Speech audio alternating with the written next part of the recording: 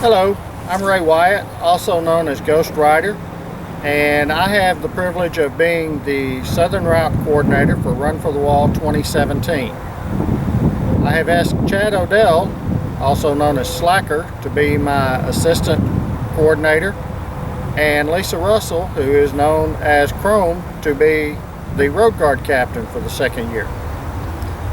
Thank you for doing some research and finding out more about Run for the Wall and what we're really all about. Run for the Wall was started in San Diego, California in 1989 by Gunnery Sergeant James Gregory, and this will be the 29th anniversary ride of Run for the Wall. Run for the Wall really is a veterans ride to call for the accountability or accounting of our veterans. The mission statement for Run for the Wall says to promote healing among all veterans and their families, to call for an accounting of all prisoners of war and missing in action, to honor the memory of those killed in action, or KIA, from all wars, and to support our military serving all over the world currently. Now, this is not a pleasure ride. It's not a leisure ride. It is a 10-day, very intense motorcycle ride across the country. We will cover a little over 3,000 miles in 10 days. We ride rain, shine, hot or cold. Now, we do use a little bit of common sense. If we hit a hailstorm like they did in 2008, we will stop. We do have road guards that have radar on their bikes, and we do keep aware of the weather, but we will average a little over 300 miles per day. First 2 days on Southern Route are pretty intense. As we come across the desert, we will have temperatures that will be up in the 110 to 115 degree range. Nighttime cools down into the high 90s to 100. As we get further east, those temperatures drop down.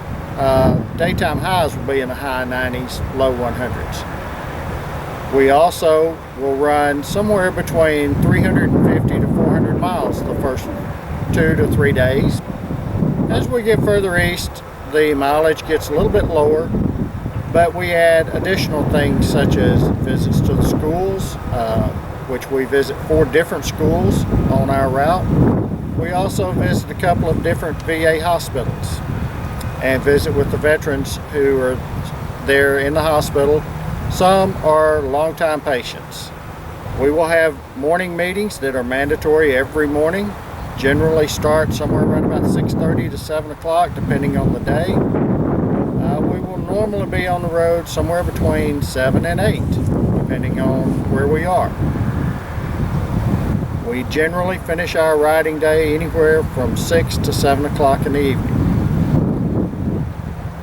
We have financial donors that have worked with our state coordinators, and they provide some of our meals at no cost to the riders. And we do occasionally have some donated fuel stops. You may wonder, how much do I really need in terms of cash to do this ride? Well, that's up to you. We have group rates arranged with many hotels at each overnight stop, but a general ballpark range is you need to have somewhere around $2,000 to $2,500 per person available. Now, the more donated fuel stops we have, the less gas money you need. The more meals that are donated, the less money you need.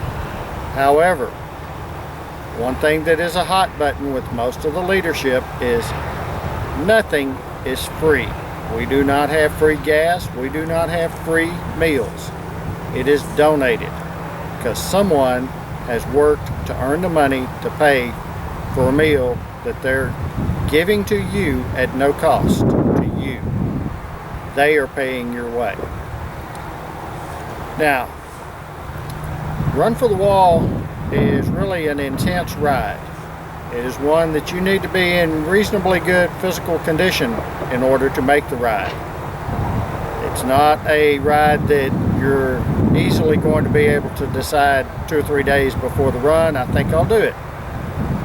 Right now we're about 5 months out from Memorial Day weekend. You need to start hitting the treadmill, hitting the city park, walking, getting some exercise. And yes, I need to be out there with you. Now, you also need to have your motorcycle in good shape. You need to have good tires. You need to have it checked over by a mechanic that knows what they're doing. If you ride a V-twin, whether it's a Harley or any other brand, you have more vibration. Make sure that they go over that bike with a fine-tooth comb and check all the nuts and bolts and screws. Make sure they're good and tight. No one wants to be riding behind you when something comes falling off of your bike and bouncing down the highway. Now, this also is not a leisure ride. It's not your typical Saturday ride out to get a burger. It's not a ride down to the local bar to get a beer. It's very intense formation riding. And we do have road guards that will be monitoring the pack as we move down the highway, and you are asked to keep your spacing properly, as well as keep all your gear secure on your bike. Now, a little bit about me. I told you that I've been selected to be the route coordinator. This will be my 11th run.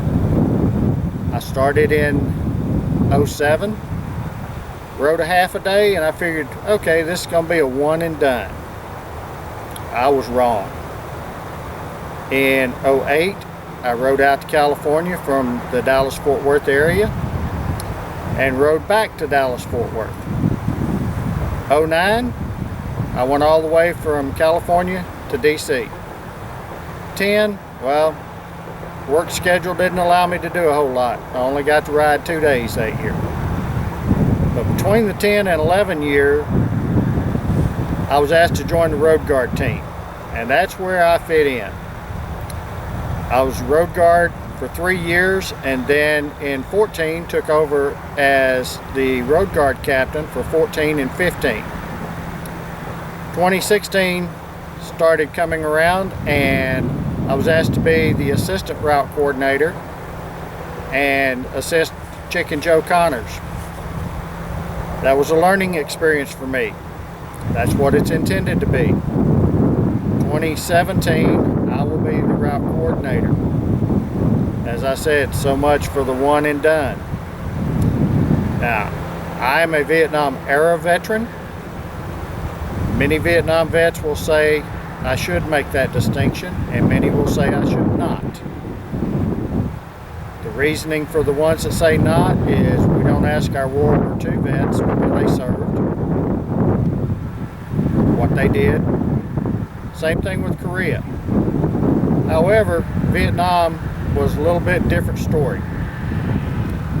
Now, all of us that came through San Francisco International Airport got treated with the same broad paintbrush and got labeled with everything that everyone else did.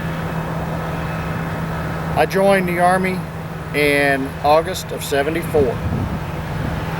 Took my basic training at Fort Jackson, South Carolina, like a lot of you did.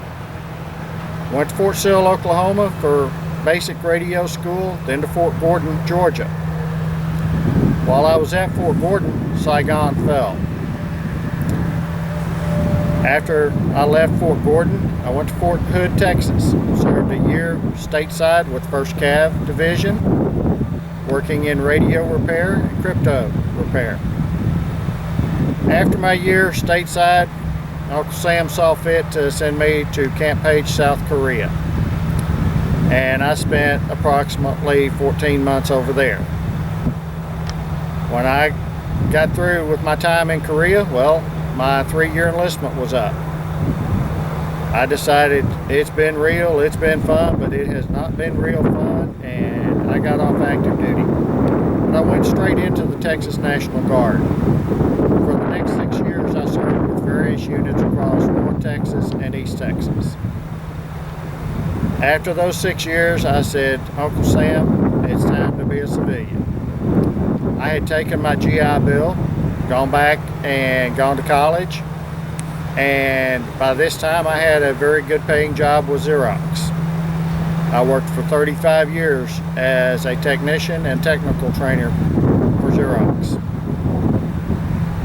Well, in April of 15, I retired and haven't looked back at it since. I enjoy my retirement. It gives me a chance to do things such as volunteer with Run for the Wall, and I've been able to assume leadership positions that I would not be able to do if I were still working full-time with the schedule I have. Now, Run for the Wall has 3 routes. We have the southern route that I will be on. We have central route that basically goes from California up to Colorado and across Interstate 70. And they head into DC. We come across on Interstate 10 and 20, and then we shoot up and we go into DC. Our newest route, and so far still the smallest route, is our Midway Route. And you guessed it, they're midway between Southern Route and Central Route. They basically run Interstate 40 all the way to North Carolina, and then they pick up Interstate 85 and they run into DC. We all leave Ontario, California the same morning. This year it will be May 17th, 2017. We all arrive Friday week on the 26th of May in DC.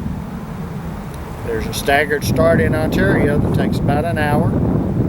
We roll into DC within 4 hours of each other. Not bad planning, if I do say so myself. Now, some people will ask, well, which is the best route? There's not a best route. There's different routes depending on what you want to see. But honestly, you're not going to be sightseeing very much. You're going to be focused on the bike right in front of you and 3 or 4 bikes in front of them. This is not a sightseeing ride. But there are some things that you need to keep in mind. Central Route and the early stages of Midway Route do get into some higher elevations. So if you have breathing problems, such as emphysema, maybe asthma, that might be a concern for you. For anyone who thinks that tooting Southern Route's horn, I'll tell you, we have quite a bit of hot weather, and we do have our fair share of rain. Midway, well, they get some of the rain, they get some of the wind going across Oklahoma, and they also have a couple of days of that high elevation. Now, Central Route, they get to enjoy places like Angel Fire. They actually get to spend the night in the mountains. So, you know, there's a little bit for everyone. They get their share of rain. We do not stop to put rain suits on. If you notice, I'm wearing a black hat. When you join up with Run for the Wall, you will see that there's virtually a rainbow of hats. There's red for the road guards, orange for the platoon leadership. The chaplains have a brownish hat. Our fuel team is blue. Or excuse me, staging is blue. Fuel team is high-vis yellow. So you'll be looking for hats, and that will tell you what that person's job is. If you look around and you see someone with a black hat or a red hat or an orange hat putting on a rain suit, pretty good indication you ought to be doing the same. The reason we don't stop is it's simply not safe to pull anywhere from 300 to 600 motorcycles onto the shoulder of an interstate and then start dancing around our motorcycles trying to put our rain suits on. If we didn't get the fair warning, well, we're going to get wet. And some years, even when we put the rain suits on, we got so much rain, we still got wet. So, I hope you'll look around, take a look at the Central Route Hub and the Midway Route Hub. Their route coordinators will also be posting videos and information about their routes. Look at all three routes, make the decision that's best for you, and I hope to see you in Ontario, California. Remember, Kickstands Up, May 17th, 2017. Hope to see you there. Thank you.